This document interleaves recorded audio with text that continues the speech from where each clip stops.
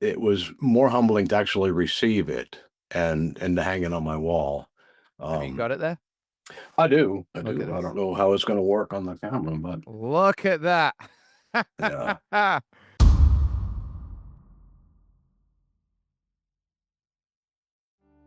wanna live me some more. Can't leave it up to him. He's knocking at my door. Amazing, Richard. Well, thank you. Look, thank you for being here. And I'm guessing you're in America. From Yes, from the flag. Whereabouts in the States are you? in Myrtle Beach, South Carolina. Amazing.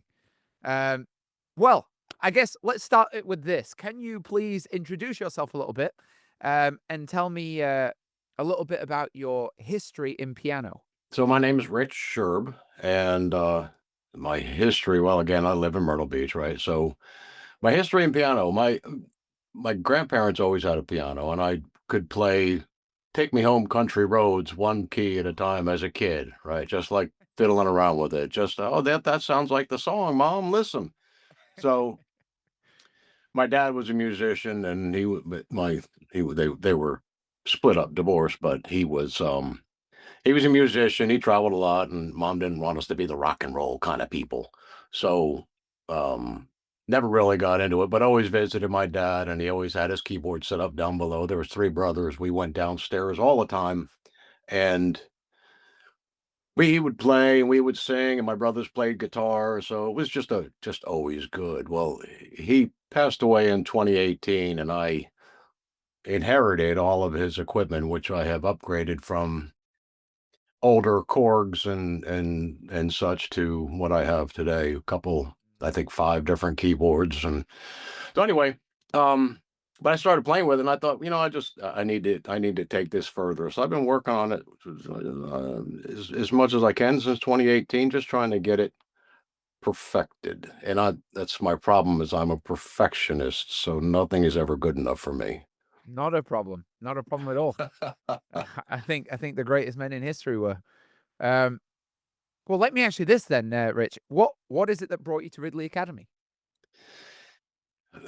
The honest truth is there was an insanely hyper young man on a piano that came up in an ad, and he was talking about learn piano. Quick, easy, broke it down, different process, and I'd been through the process. I know some of, if not most of, theory, music theory, right? Reading site notes, no, I wasn't quite there yet. I knew where FACE and all that stuff, but I wasn't quite there. So I took the leap. I said, you know what? This is something different. I've seen your videos. I know you can play. So obviously um, you're not fake.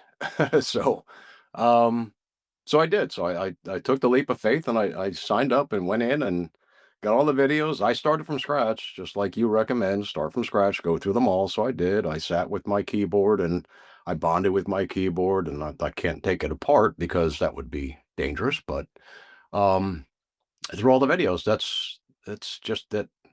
That's been my journey plus then some with Ridley Academy. And then what took you into the mentorship from that? Because I'm guessing it was a piano masterclass first. It was piano masterclass first, went to mentorship, and what brought me there was the one-on-one. Um, the ability, the accessibility of a coach. Your videos are great, right? But if you have a question, you're like, wait a minute, I don't get that, right? Right. So having the accessibility of a coach to be able to interact with one-on-one, or now, there's a class. When I first started, it was only one, Carlos and I. So Right. having the ability to interact with each other, ask questions, bounce things off, and then the weekly coaching, or whenever. Actually, it's not weekly. Whenever you want to send a video and say, "Hey, what do you think of this?" and get feedback from somebody who's actually been playing keys and piano for um, 30 plus years. Plus, he's a musician beyond that with the all the other instruments he plays. So it's just it's that's what drew me there. That's beautiful. And um, what would you say so far have been your biggest gains from the mentorship? In so far as learning, sight reading has come a long way. It's not quite all the way there. I couldn't put up a sheet of music and play it. I have to play with it a little bit. What really helped me was, you said early on, slow down to speed up. Yeah. And I never quite got that. There's a Journey song, "Don't Stop Believing," Yeah. and I started to pick that up, and there's a lot going on between the bass line and Complex song. oh, absolutely. So I started to like really hammer it out. And I'm like, no, that's wrong. No, that's wrong. But slowing it down has actually gotten me to a place now where I'm working on the solo and uh and getting that down. So it's just slow down, speed up. And the way the class is structured, it really helps you kind of understand. I love the way you just break it down from the traditional ways of learning and being taught to play keys and piano, to break it down to something that's simple. Just you sit there and you go, wow, why didn't somebody think of this like 100 years ago? That's awesome. Thank you. Um, I had those same thoughts all the time when I was learning. That's why that's why I did it. I was like, but weirdly, I went through so much confusion in my own journey. Took me a long time to before I could simplify that stuff. It was very complicated for a lot of years until it wasn't. And I'm really happy to hear that. Thank you, Rich. Um, Oh, thank you. before Ridley Academy, what would you say was the thing you were struggling with the most on piano? Improvisation. Mm, Um, Learning how to improvise over a chord to what works and what doesn't work. I would sit down and try to do. I still haven't developed my own style. I'm working on that. I don't want to be like everybody else. I want to develop my own style. amen. Um, that's the reason I did the song the way I did it. The other for the we'll talk about that, I'm sure. Um, Yes.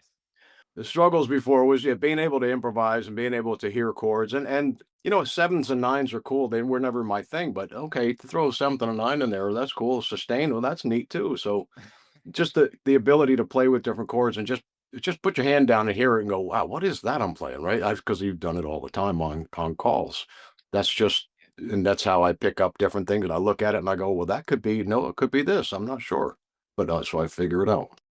That's awesome. And then so then how has it helped with that? Have you seen any improvement in your improvising and in that? I have. I can hear the improvisation now. As I sit down and I play a song or I listen to a song or in my head's always got music going. As I hear a song, I can hear, that would work in there. So That's I'm awesome. working on things like that. I wrote my own song, I think was my introduction video or something along the lines, Yeah, for the mentorship that I'm still working on. I was gonna do it for the last challenge and it's not perfect yet. dude, I love it. That's brilliant to hear. I want to say one thing, by the way. There's going to be a challenge coming up on songwriting. Just going to tell you that as a secret thing for you to know. But I'm going to be doing a whole thing on writing your own song. So And cool. yeah, and one thing on that, by the way, with the perfection thing, I just wanted to say something because I go through that a lot myself, also. But there's nothing wrong with that because the way that the mentorship is designed and my whole idea with this is, let's say we go into these different challenges. I'm not gonna. This isn't you, but let's say there's an individual and their rhythm's not that good, or their let's say the rhythm's not that good. The timing's all out. Okay, but they managed this time to get the notes right, and the pedal was better, and the expression was coming along. Um, and then they submit that, and that's better than the last one. And you go, okay, that's good, nice. We can see some progress.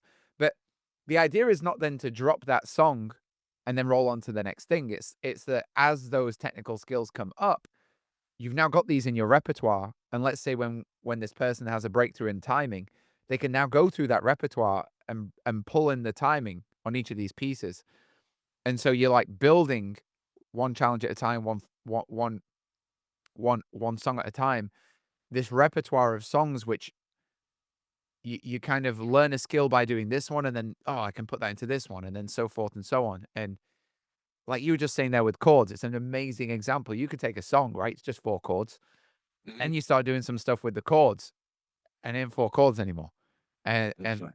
and learning that ability, it's like, oh, okay, now suddenly, we've got something really different on our hands. And so that was the idea. Let me ask you this. This might be a challenging question for you, Rich, because I know you're a perfectionist, but Okay. what would you say? Have you had any moments where you go, whoa, and you've kind of amazed yourself in this program? With the program, yes. With my own playing and my own recording of things, no. But yeah, the fact that uh, I worked on scales forever, but you broke it down so easy. And in my mind, I really only need to know the major scales because if I drop it down 3, there's the minor scale. As long as I just go up a little bit and I play the rest of the major scale, I'm good. So, and then going into the different modes. I knew what Dorian mode was, and I learned. I had an instructor who's also a pianist or a keyboardist up in Nashville. He and I are friends, and he showed me some things, and we were working on Riders of the Storm by the Doors. And he said, "What key is that?" I said, "Well, D." He said, "Well, no, it's not D. It's E Dorian." I said, "Well, what?"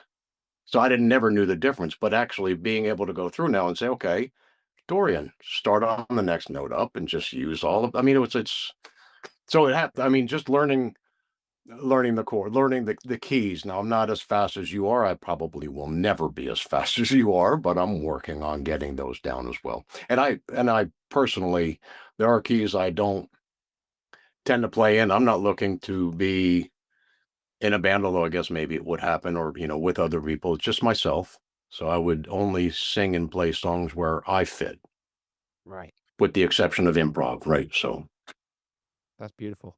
I mean, I did see a marked change in the smoothness of your playing, which is the precursor to doing the really fast movements. I wanted to say that it was before we had this call. I was reviewing a lot of your videos from like right when you joined and then through the mentorship. The smoothness of playing, which is showing a finger control. I don't know if you have the same experience of this, but from an outsider's perspective, that's a pretty marked difference. And getting the finger control is step one. To then when we add some tempo to that, then the speed's going to come, and then uh, you're probably not as far away from that as you might think. That's something that incidentally, I sent a message to Carlos before this as well, and I was like, "Well, let me ask you this: how have you enjoyed having?"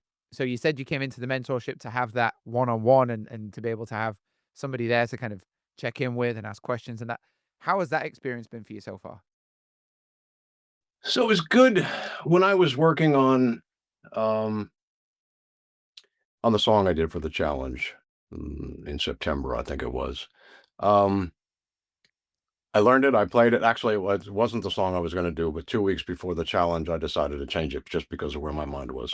So, I heard that song, I picked it up, I'm like, "Yeah, listen, I gotta do this song." So it's a guitar, so I just translated the guitar to piano, and then it worked, and I did it, it's not a very long song, and as you said, it's not a very, technically challenging song, but it's a beautiful song. So Yeah. I sent it to Carlos. He's like, "Great, that's everything is great. Just sharpen it up, tighten it up, and maybe finish with a chord instead of just the flat D, or the D, low D." I said, "Oh, all right, cool." So I did that, and so Carlos is helpful going back and forth and giving ideas. I might bounce something off him, or I might play something, and he's like, "Why don't you try throwing in a?"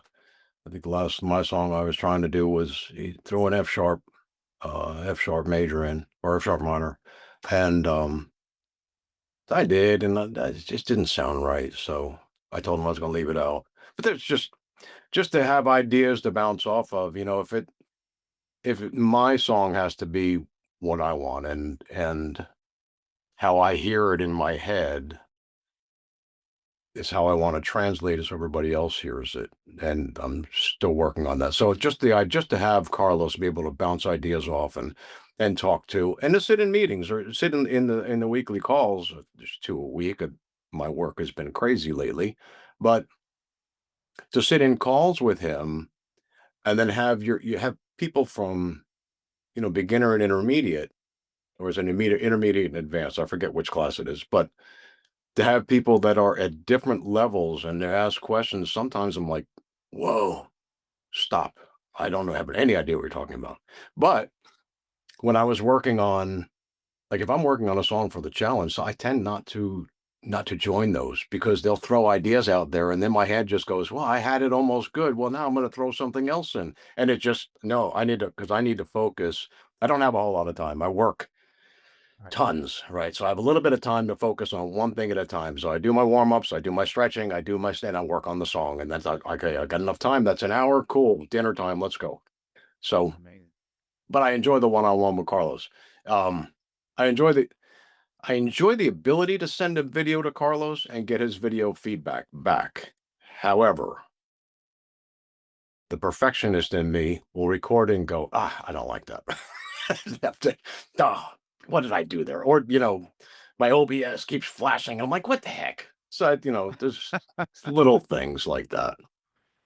I know this won't change anything, but you really mustn't let that stop you because those sessions with Carlos is where we want to gristle on the imperfections and No, want to. it's not me, it's the video. Well, Right, the right. No, sound but I'm saying, wasn't right. but I'm saying like that it's so not the senior importance in those Right, things. In the right. performance, that's a different thing. Sure. Um, Now, let me ask you this: we're going to come to the challenge in a second, and for the people watching this, they won't even know what that's talking about just yet. But we'll come to that in a minute. But and maybe this will be the answer to the question. But I'm curious.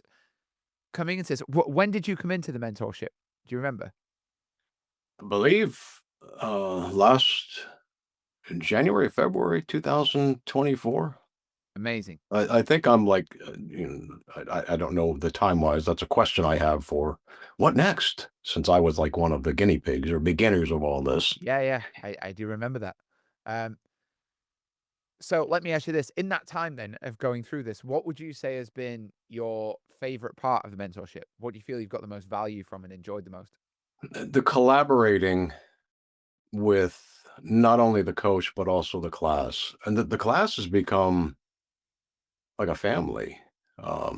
We talk about things. I mean, heck, the whole academy is like a family. And if if I went back to the beginning of my one-on-one with you, I think there was 9 or 8 people in the class, and you, when we first started, I believe it was the mentor, might have been the mentorship, Yeah, and we all had something in common, which was funny. Even you was all, the cancer commonality. The one was an oncologist, and if you remember that call, I do. um, so it was the whole experience with the mentorship is like having a family. I get caught up with something to work, and I know that the meeting's starting. And I feel bad. I'm letting family down, but I'm also not listening and hearing the collaboration from the others, and we laugh and we have a good time, and Carlos goes into things, and sometimes a lot of times we're talking about the keys and piano, but sometimes it's just personal stuff. Right. Maybe a keto diet. Maybe it's, what the weather is. We've had a little bit of crazy weather and stuff going on. So it's a family. That's what I love about the mentorship, about the whole academy, is that it's a family That's an atmosphere. amazing thing. That's beautiful. We that was a happy accident when it first started, and it's now something that we work really hard to preserve because um I don't really know how that happened. I feel like I've just sort of attracted very nice people. And I'm sure I'm not, is the whole world this nice? We just seem to have such lovely people and it's such a naturally caring community. I think there's also a lot of common understanding of like we're all on the same journey. Like Right. Exactly. and there's a common respect of like, oh, okay, you're doing this and okay. And all right, let me help you out. And I know that I'm gonna need some help next week and let me extend you this and it is a very collaborative thing, and that really happened accidentally that I'd love to take credit for it, but I don't quite know how it happened, but as soon as it happened, I became very militant about it, and, there was one time there was a really snotty person, I just immediately kicked him. I was like, "Nope." Like, one bad egg. No, no, straight out, Right. Right. And I now work to really preserve that because I do see how valuable that is, and it's really nice to hear that from you.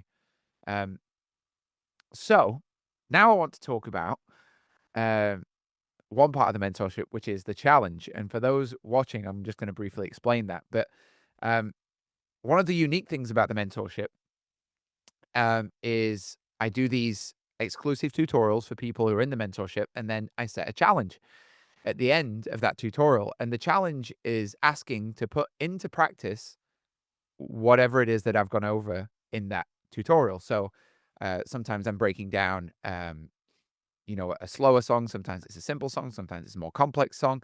And I'll find something to really hone in on and focus on, and all with the purpose ultimately of getting people more connected to the instrument and getting the music to sound like them.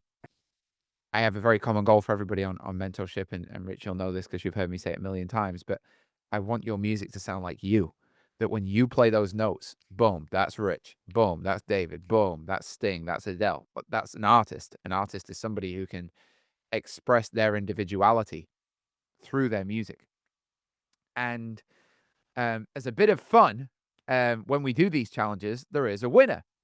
And everybody sends a submission, and I pick a winner, and they get this Ridley Academy Grammy. Um, and Rich was one of our esteemed winners. And I have to say, Rich, before I go into asking you questions, I just want to tell you something you might not know. But um, every time when we have all these submissions, I throw a little dinner party in my flat. I get everybody from Ridley Academy to come over. We put it on the big screen, and we back to back to back watch all the submissions. We get some pizzas going. It's really, really nice. It's like a family vibe. And again, just a family vibe. And a lot of people will often do the particular song that I'm doing in the tutorial. So let's say I'm doing Hallelujah or What a Wonderful World. That would be the song that people would go for, because the tutorial is very much centered around how I learned it, how I broke down that song, and so forth. Now, Right. when you did your submission, Rich, you blindsided me, and you played a song I'd never heard before. And it was so unexpected. It was this incredible lighting. You were sitting there with this like amazing silhouette, this like Rembrandt profile, spotlight in a dark room. And you just, from my perspective, I don't want to evaluate for you, but it was like, I mean, it was just so, I'm going to say it, but so fucking honest. And it had so much soul and so much like vulnerability and strength. It was just, it was masculine. It was just amazing. Now I'd never heard that song. You've now got me hooked on it. Although I only like your version, which is the funniest thing. I only like your bloody version. Well, that's awesome. Yeah. I love your voice on it. I love the way you played it. I loved the simple but deliberate articulation that you did on the piano. Um, it was very, very graceful, and I really loved it. And it's kind of challenging because with every one of these mentorship challenges, the quality of everybody's submissions is like going up and up and up, and Sure. it's I sometimes like, oh man, how am I going to pick? Like this is a bit of a pickle. But this time it was really clear, just because it was so different. And so I wanted to ask you, and again, bear in mind you're talking to people that know nothing about the mentorship here, but what Sure. was that experience like for you? And how did you go about that? And what did you get out of it? And can you just talk me through the journey of zero to that? Because that's pretty extraordinary. Sure. I was I forget what the challenge was. Wonderful World, was it maybe? It Or was, yeah. it was Wonderful World. And that's kind of a happy song. It's a lovely people loving on each other. And I was like, yeah. And I started to think about it. And then I think I started that particular video, which there's going to be a different one attached here. But the one that I started with was, I'm just having a really bad week. And I went into playing that song. So I was just not anywhere happy, and I needed to find a song that kind of there had been somebody passed away, I think, a friend that from the past that had committed suicide, and just a bunch of a dog was sick and getting ready to go. So my head was just very melancholy. Yeah. So I had I've known Toby Keith's music for a while, and I knew that song, and it just kind of I don't listen to a lot of songs and radio because I don't have that, but while I'm working. But the song came to my mind. I'm like, that's it's simple, but it's deep. It's simple, but it's extraordinary if you just play it like a guitar. So I had to figure out. I downloaded the sheet music. I played it, and okay, I got a fingering. Okay, that's how I got to get that there. Okay, cool. I adjusted it to me, not exactly what the music was, because I didn't like some of the things and places where it went. So that was 2 weeks before the challenge was due, and I was stressing. And my wife will tell you, she was sitting in the other room, I don't countless hours on a Saturday, Sunday, where I would lock myself in here for hours. When I had it down, I could play it. Then I had to record it. And I believe it was 2 days worth of recording. First of all, it's a performance. So I'm dressed up. I've got a shirt very similar to this. I got the hat, and I walk out. I gotta get a drink. I've got my monitors in. I can't hear a word she's saying, but I'm like, I gotta get a drink, get water, get okay. Start all over. So I don't know. It was probably 18 or 20 takes before I finally said, you know what? I'm sending it. We get on the challenge, the meeting with you to talk about the winner, and you go through all these videos, and I think that's the one where Froda did the one with the drone flying around, and I'm like, man, there's no way. Look at all this. He was a dude on it. Just to give context, there was a guy who submitted a video and he'd taken a key, like it got, people really put the best foot forward on this. So a guy in Norway called Frode, um, had gone to the top of a mountain and got all these drone shots, playing a keyboard on top of this mountain, like nuts. Like, um, that's what I'm saying. That was hard for me, dude. That was hard. And so now I'm doing a Zoom call with everybody, and now I've got the hard job of picking a winner. Okay, Rich, go on. No, so you've got it all going, and that day I had it on my speakers in my studio office here, and my wife was on the couch with our sick dog, and she's listening, listening, listening. She heard all of the different things, and she heard the things that you were saying, and she knew. She said, You're going to win." And I was like, "No way." But when you called me, called my name, showed the video, man, it was so humbling to get the first of all, the accolades for doing what I did. Secondly, it was more humbling to actually receive it and to hang it on my wall. Have you Um, got it there? I do. I Look at do. I this. don't know how it's gonna work on the camera, but Look at that. yeah. I love the size of it. That's just look at that. That's amazing.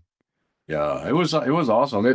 Obviously took a while to get together and get here, but Yeah. and it's They're all I was like, custom made. nobody touch it. That's amazing. So that journey, I guess, of had you ever had that before where you've sat there and gone into that level of professionalism on a song? Not from an emotional standpoint.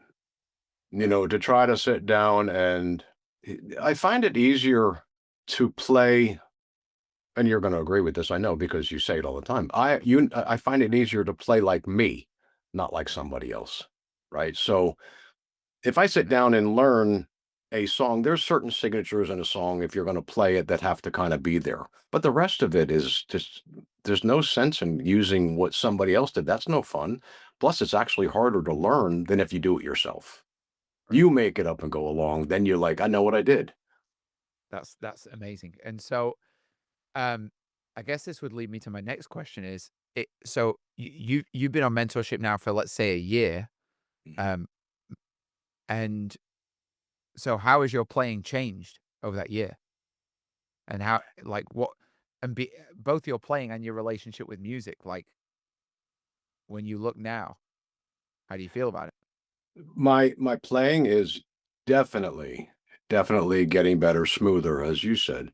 Um, being able to find, I used to think I had to, and I also think I have to, I always had to roll the keys, but no, I can actually pick it up and move my hand. I was like, how the heck am I going to reach up there? But just learning the different fingering, to playing, to learning a key, it's so important. That's like the base of everything. If you're playing in the key of D, to know what the notes are, so that when you just quick glance down, you're like, nope, I'm not supposed to hit that one. I'm gonna hit that one, right? So it's just it's gotten me. I'm not there all the way. I will be the first to admit it, but it's gotten me to the next step and next level where I'm more confident. The whole reason I joined was to be more confident so that I can put together a series of songs, a couple sets, and go out and play for people. I love to perform. I love to be on a microphone. I love to make people smile. I love to get inside their heads and their hearts and just make them react. So that's where it's helped me get closer. Again, I'm not there yet. I keep putting this June timeline every year, and I'm like, okay, this June, okay, next June, but I'll get there. Well, I'm gonna tell you, Rich, there's a challenge coming, and that's gonna test you. And it's probably gonna come right around June time as well. So it's Okay. All right. gonna be this June. That's all I'm telling you. It's gonna be this June. And I wouldn't have a worry in the world. There is I did an interview today. I was receiving an interview. I'm giving one now. I was receiving an interview from this lovely, extremely British lady who came over. And she's like, so, what is it? She was talking about a music teacher, students, this kind of terminology. And I was like, I don't, that ain't it. You just don't get it. It ain't that. Right. It's, I'm an artist. It's just this particular work of art is making other artists. And these are already artists. You don't get it. Like, what is an artist? It's someone who works on the craft. It's what's a musician? It's somebody who musicians. They sit down, they do the work. That's what a musician is. And the Right. end result of that isn't a music student. A music student's this kind of parroting person that sits there rabbiting off whatever they've been told to do and memorizing this. It's very theoretical and in the mind. And I played her a few videos. I was like, you need to watch, like, look at this. And she's like, oh, these are students? I'm like, no, you don't get it. They're not students. The whole damn point. These are artists. And she's like, yeah. And I played your video. I've interviewed 4 people from the mentorship today. And I played all the videos because we've got them loaded up. All have won the challenge. So all of these winning videos. Mhm. And she was like, wow, that's I'm only giving you that feedback, by the way, because that's a complete stranger. You're saying like you want to be at a certain level before you go out. I'm telling you, you gotta get into that, and because it does look, it makes the world a more beautiful place, and you've got already such a great gift, and um, I wanna talk to you down the line when your questions are more along. Okay, right. I went out to perform. This went right. This went wrong. What do I do with this? Like? I look forward to those conversations because I can tell that you're real close to ready for that. And so really, I can't encourage you enough. Just put something in the diary. Make it small. Like start with something small. Get a real simple set together. 3 or 4 songs. When someone else is playing, and go give them some. And and and and be totally willing that it absolutely flops. Who cares? You can do it again. Like, but we I've got to get you on the horse to teach you to horse ride, you know? Right. I Sure. and we got Sure. to see how it bucks, and we got to see what takes and what doesn't. And there's going to be challenges that are going to come. I mean, there's one challenge that is coming that is very much centered around putting something out there into the world. Um, I'm not going to spoil the surprise of it, but irrespective for you specifically, Rich, I've now got my eye on you, and it better come in June. Otherwise, I'm gonna be calling you. All right. All right. All right, and then we're going to do a live event as well, and I'd like to invite you to play on the stage with me when we do that live event. I'd really love to have you there and to have you play. Yeah, that'll be a pleasure, and that'll be probably a little later than June, but I'd love that. Okay, so I've got a few more questions for you if you don't mind. Sure. So we have a lot of people who come to Ridley Academy, and maybe they've had lessons in the past and it didn't go so well. They've had some negative experience with piano in the past, or maybe they don't think they've got time. They're busy, like you said. You work a lot. Most people do. Um, they've got some kind of self-limiting belief, or just some general skepticism. Who's this weird online guy? He's way too fucking perky for me. Um, Mhm. to people who are looking at this and thinking about it, what would you say? I looked at it and I thought about it, and then I made the decision. I will tell you that you you said the word, and it's everybody looks for self gratification, but when you try to sit down and do something that you're not familiar with, you all of a sudden start saying, "I can't do this. Oh, I can't do this," and it's very easy just to say, "I can't do this." If you join the academy and pay attention and go through class by class by class, step by step by step, slow leads to speed. Use a metronome. If you don't have one, get one so that you can get your timing down on the slower side. So all these things I've learned from watching Steve. And now people have told me in the past about this, but never broke it down as reality. I've taken piano courses. I took online with the gentleman I know up north, who when I would watch him play, we would just do like this. So okay, well, okay, wait, I don't I need to slow it down like 100 times to get close to that. But you did that, and you sometimes, to learn something, somebody needs to say it twice. So, or 3 times, and you're like, "Okay, it's set in, I get it, and I need to learn the keys, I need to slow it down." But I would say if you're thinking about it, do it. Take your time. Yes, you can play a song just with 3 or 4 chords, but if you want to learn how to play, come into the academy and just do what needs to get done. Do the work. Beautiful, Rich. Thank you. Um,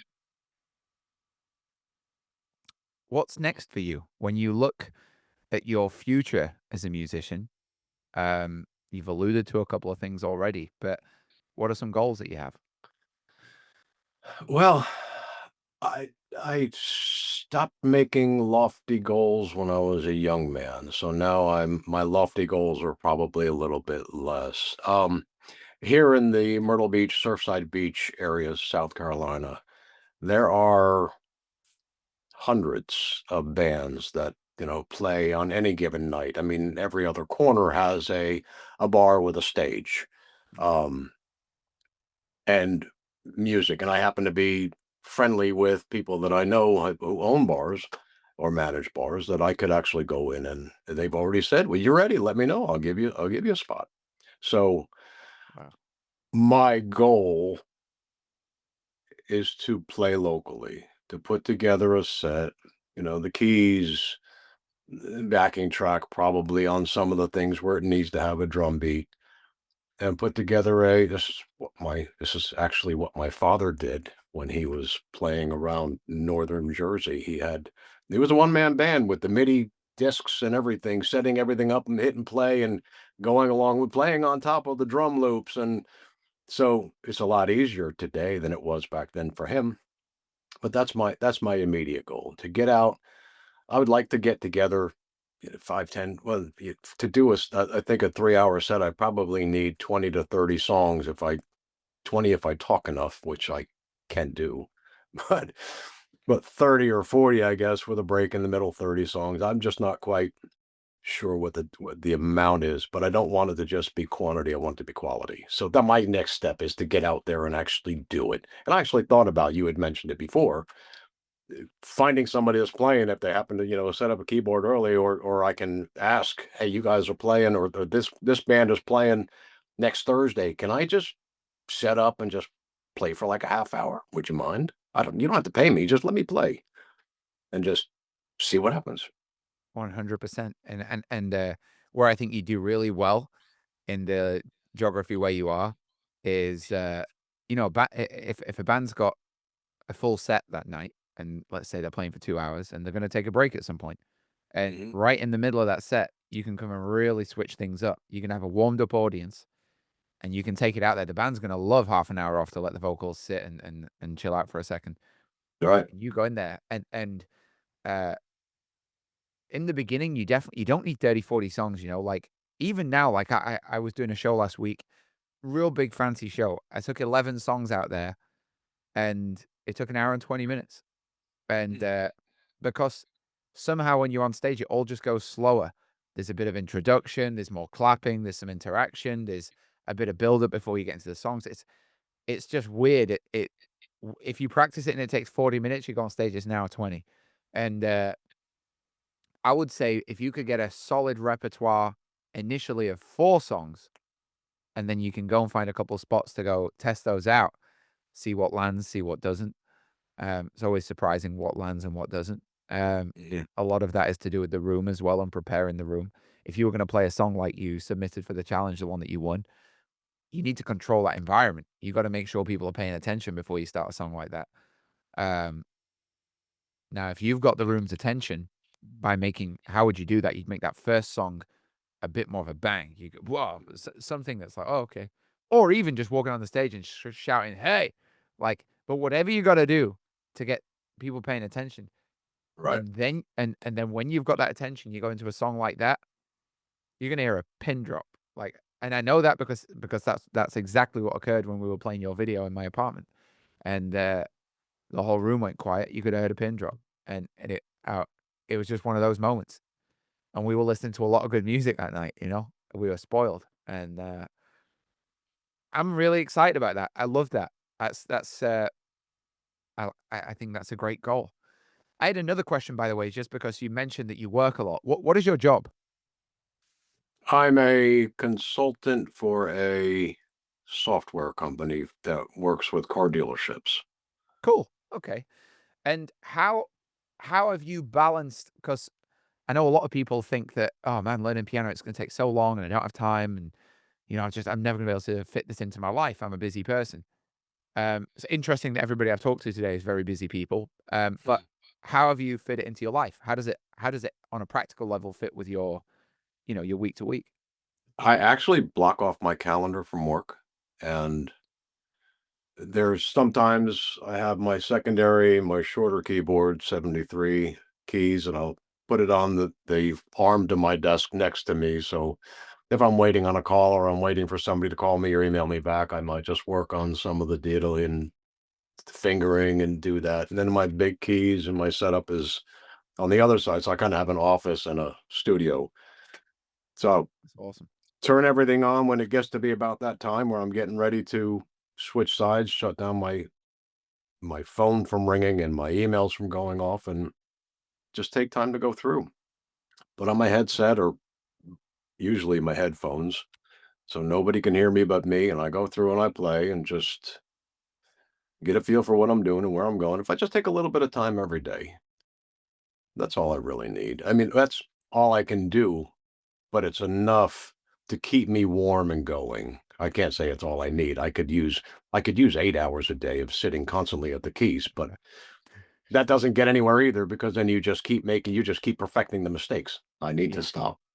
Yeah, it's true. Uh, and just like you said, the slower you go, the faster you move. Equally, that it's counterintuitive, but the smaller the steps, the bigger the distance traveled. It's quite Sure. something. Right. I still don't really understand how that works, but it's observably a truth which I've seen in quite a number of people now. I mean, thousands of people. Um, it's very counterintuitive, but that's interesting. I have another question for you, Rich. It's a personal question, but you have so much stability when you communicate. You really have a great energy about you. And if you don't want to answer this, it's completely fine because it is a personal question. But I guess my question was being in this program and getting to grips with music and going through and getting this craft in your fingers. Has this been something that you think has had I mean, let me introduce it like this. Music to me is an intensely spiritual thing. It's cleansing on a deep on a pretty profound level to me. And what is your when I listen to your music, there is just it's the same as when I listen to you speak, honestly. There is a great stability and calm, which is really nice to be on the other end of, I have to say. How has how has having music in your life helped you kind of on an emotional, spiritual level? There's it's better now. I would say when I got the first keyboard from my father and set it all up in my basement at the last place we lived, it was frustrating and aggravating because I had these 88 things in front of me. I only have 10 fingers. How am I going to make all this work? Um, Now that I have the foundation, now that I can tune out the outside world, that I can take the stress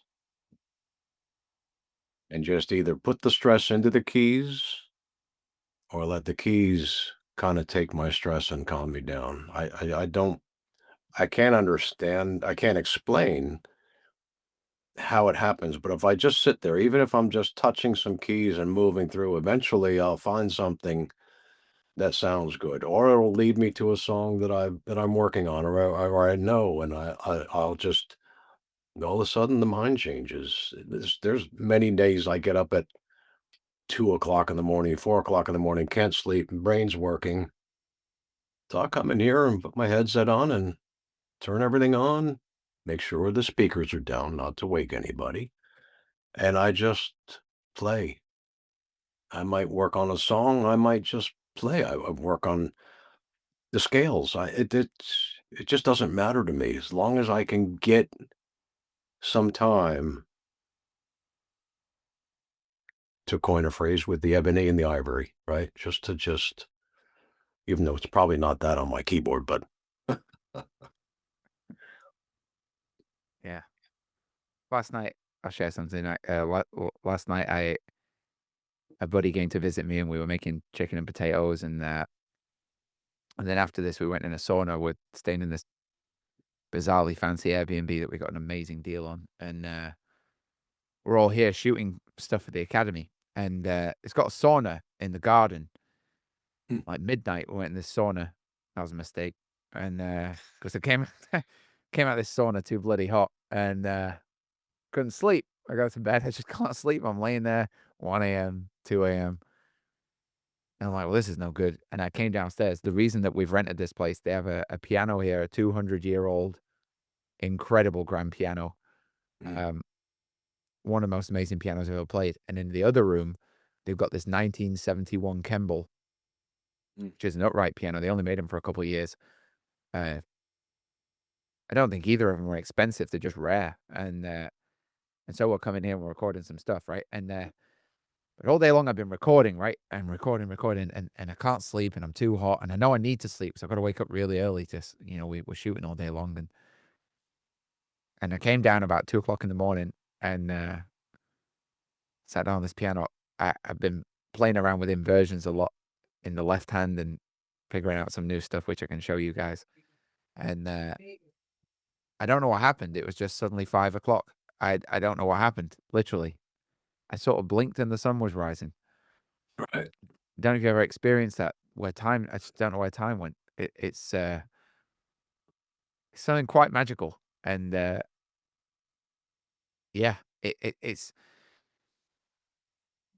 brings me a lot of joy to hear what you've said today, Rich, it really does.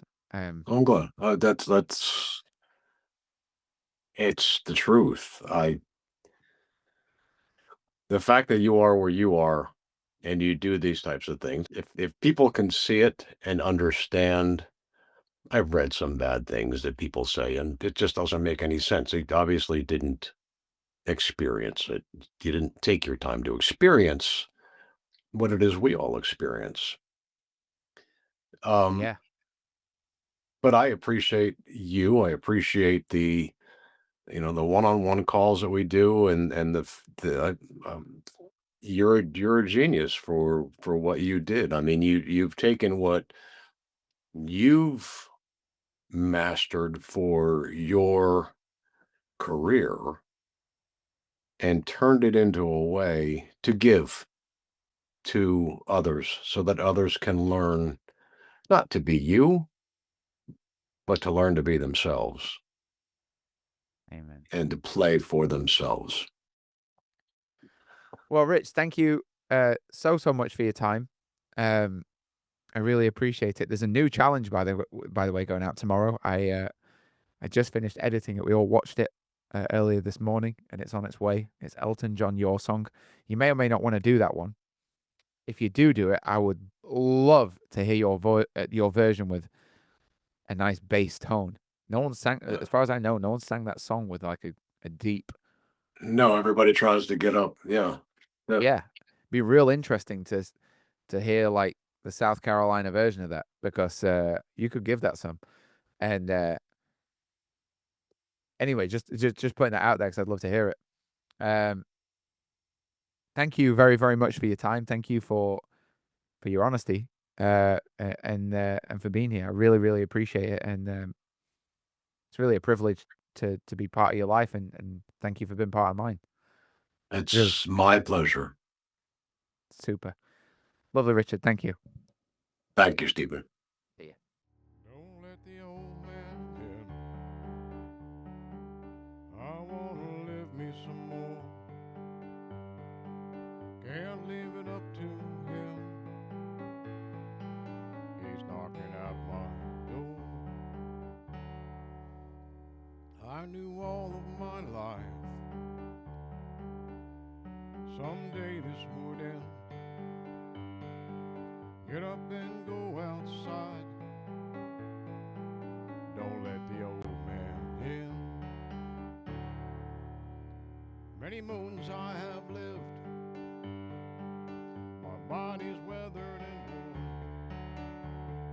Ask yourself how you would be if you didn't know the day you were born. Try to love on your wife. Stay close to your friends.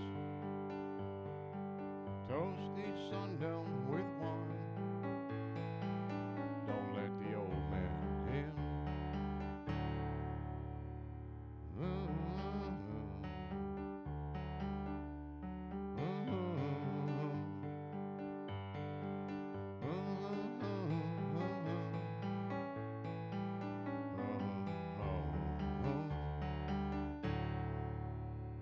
Many moons I have lived. My body's weathered and worn. Ask yourself how old you would be if you didn't know the day you were born.